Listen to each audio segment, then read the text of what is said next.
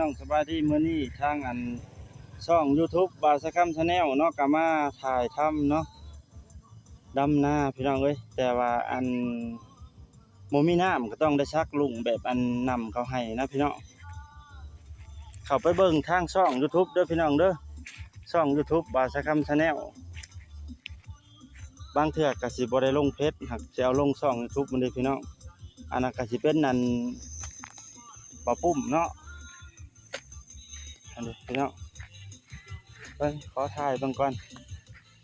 ขอเอาลงช่อง YouTube ก่อนนี่ปุ่มเนาะ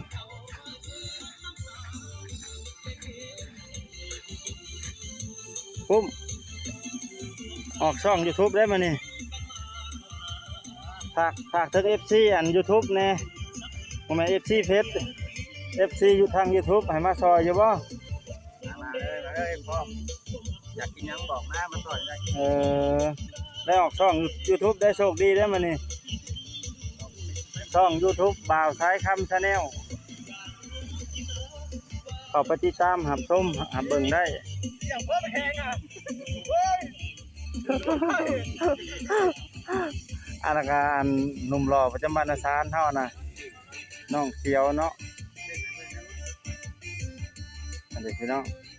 บ่เมื่อยดอกคันเห็ดแบบหลายคนแบบเปิดเพลงฟังน่ะก็บ่ได้เมื่อยได้พี่น้องเอ้ยหน้าเพิ่นก็แบบมีแต่กุ้งย่างใหญ่ๆเนาะอยากเปรียบเหมือนอยากคือดงลิงแบบนี้เลยพี่น้องเอ้ยงามเด้อันนี้บ้านนาซานเฮาเด้อพี่น้องอันนี้นะอยู่นาซานเฮาบ้านนาซานเมืองจำพรเด้บ่าวสายคำ Channel เขามาถ่ายคลิปติดตามได้เข้าไปเบิ่งได้ทางช่อง YouTube โอเคเนาะน้องโอเคเนาะมื้ออื่นมาซอยน้องได้เด้อมื้ออื่น FC ทางช่อง YouTube เขามาดำนาซอยปุ้มแน่เนาะ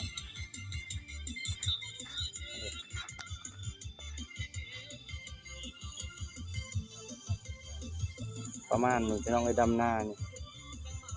ฝากถึงน้องฝนน้องหอยเนาะมาซอยนี่เด้อมาซอยปุ้มแน่